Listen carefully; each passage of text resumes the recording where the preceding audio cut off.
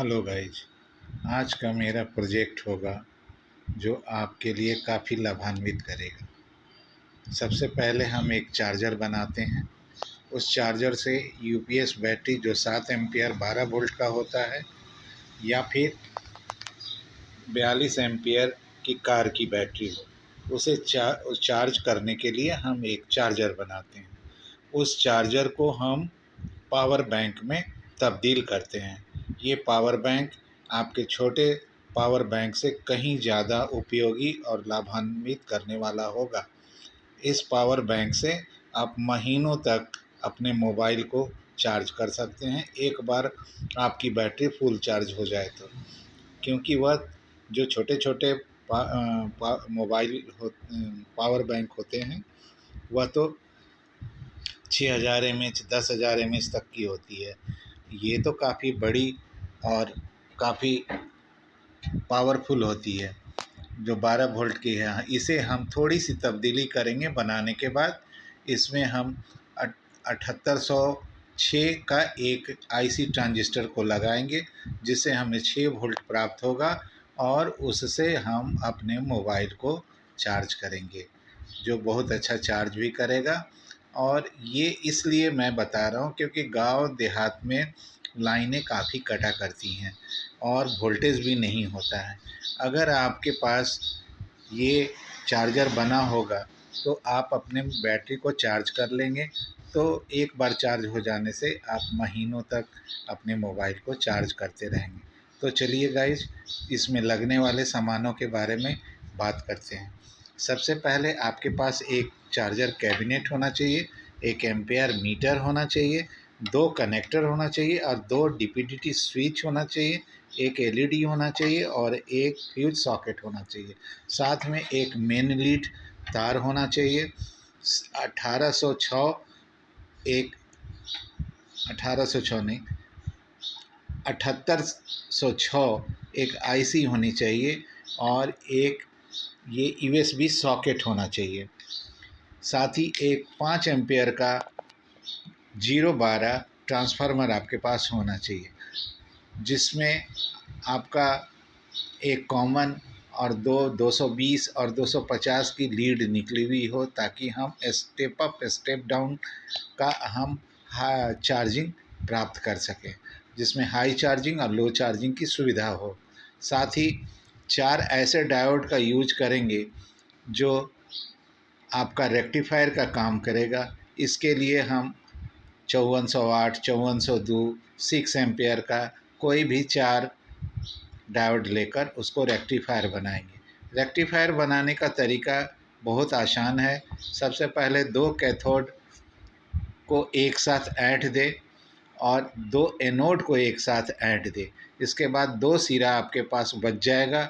जब 2 सिरा बच जाएगा तो आप उन दोनों सिरे को मिलाकर फिर एक बार ट्विस्ट कर दें। इस तरीके से आपका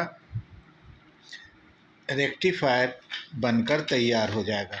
रेक्टिफायर बनकर तैयार होने के बाद वह आपको इस तरीके से दिखेगा।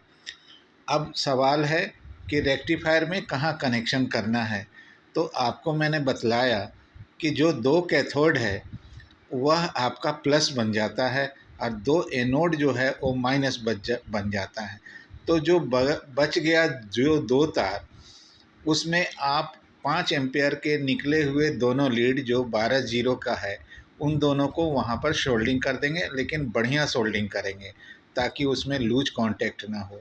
अब जो कैथोड का तार निकलेगा उसमें से आपका प्लस वोल्टेज प्राप्त होगा और जो एनोड है उससे आपको माइनस वोल्टेज प्राप्त होगा।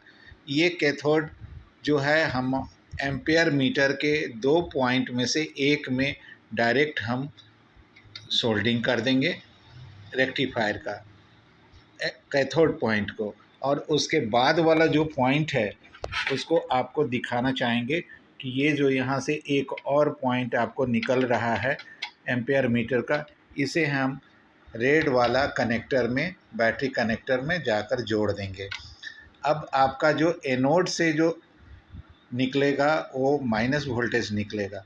इस एनोड से निकलने वाले को हम माइनस के कनेक्टर पर जाकर लगा देंगे। इस तरीके से आपका कनेक्शन कंप्लीट होगा।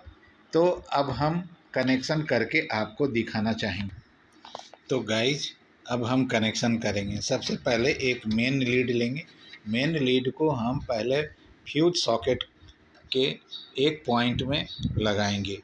एक तार को एक पॉइंट में लगाकर उसके दूसरे तार जो निकलेंगे उसे हम डीपीडीटी के एक निचले वाले में लगाएंगे जहां लिखा हुआ है ऑन ऑफ।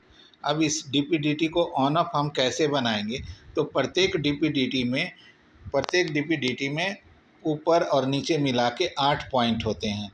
तो आप ऊपर के चारों पॉइंट को छोड़ दें और नीचे का ये पॉइंट को आप क्रॉस करके इसको जोड़ दें। अब ये जो बच जाएगा इसमें आप फ्यूज से आने वाले कनेक्शन को इसमें इन करें और यहाँ से अब ये आउट होगा। तो जो ये आउट होगा इसको आप लाकर इधर आप अगला डीपीडीटी में जोड़ दें। तो ये डीपीडीटी का कनेक्शन कैसे करेंगे? इसको यहाँ से यहाँ शॉर्ट करें, इसको इस जगह से शॉर्ट करें, ऐसे क्रॉस करके शॉर्ट कर दें।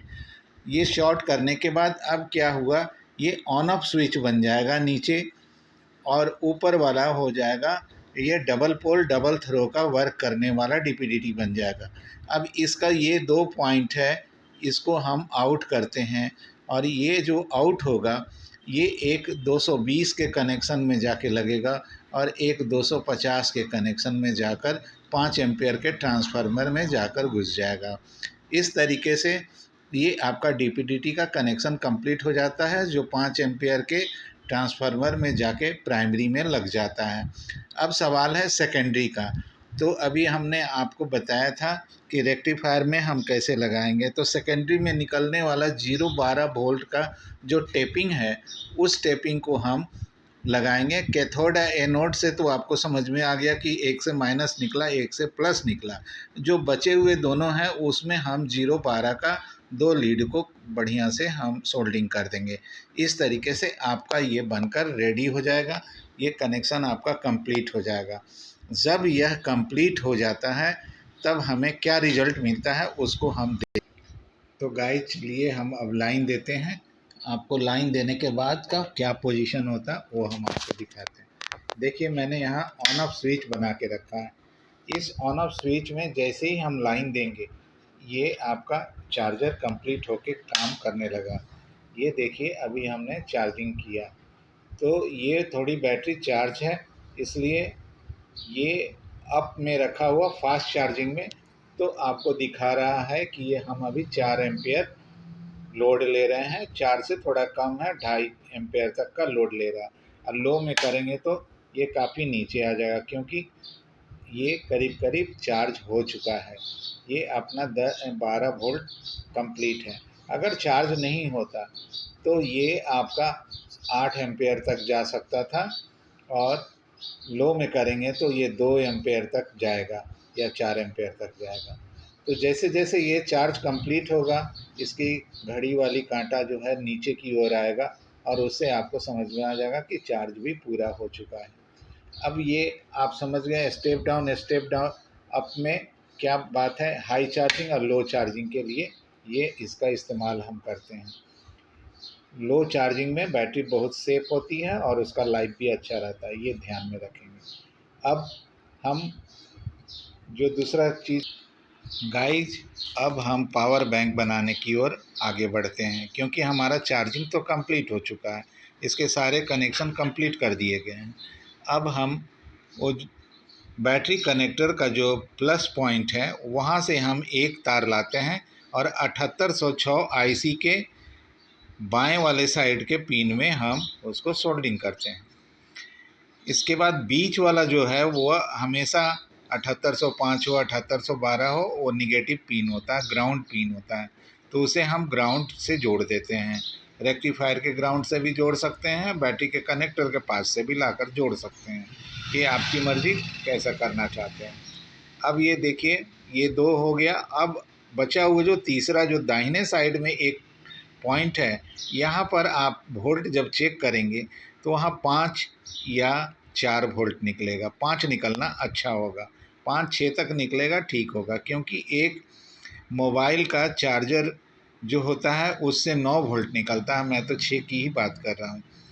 तो मोबाइल की बैटरी 4 वोल्ट की बैटरी होती है और इसे चार्ज करने के लिए 5-6 होना ज़रूरी है। तो 5-6 वोल्ट जब यहाँ से निकले तो आपका चार्ज ज़रूर होगा। तो हम अब कंप्लीट कर चुके हैं और यहाँ देखिए एक यूएसबी कनेक्टर हमने लगाया है। इस यूएसबी कनेक्टर में आप ध्यान रखेंगे, ये एक मोटा सा लीड आप देख रहे हैं। जब भी यूएसबी का ये करेंगे तो मोटा सा एक लीड दिखेगा, तो इसे आप ऐसे ऊपर करें तो बाएं साइड का जो पहला पिन होगा वो प्लस निकलेगा और दाहिने साइड का जो उधर से दाहिने साइड से जो पहला पिन होगा वो ग्राउंड होगा। इस तरीके से आप उसको कनेक्शन कर लेते हैं और कनेक्शन करने के बाद आप इसको एक बार चार्ज करके देखते हैं कि मेरा फ़ोन चार्ज हो रहा है या नहीं। तो गाइस देखिए, यूएसबी के सॉकेट में हमने इसे लगाया और अब यहाँ देखिए ये चार्जिंग आपकी चालू हो गई है। ये देखिए यहाँ चार्जिंग आपको दिखा रहा है। ये मेरा सॉकेट में लगा हुआ था और यहाँ से आपको हम निकाल दिए और निकालने के बाद हम देखिए जैसे ही हम इसको लगा देंगे, देखिए हम इसे लगाएं और लगाने के बाद आपका देखिए ये आपकी चार्जिंग आ गई। तो इस तरह से ये चार्जिंग करेगा और आपका ये पावर बैंक बन के तैयार हो गया। जब लाइनें कटी हो लंबी लंबी देर के लिए तो आपको बिजली का इंतज़ार नहीं करना है। अपने बड़े बड़े बैटरियों से बने हुए पावर बैंक से आप अपना फ़ोन को चार्ज कर सकते हैं। अगर मेरा वीडियो आपको अच्छा लग रहा है तो आप इसे लाइक करें और मेरे चैनल को सब्सक्राइब करें और साथ ही सुझाव दें कि कुछ और अच्छा करके दिखाएं।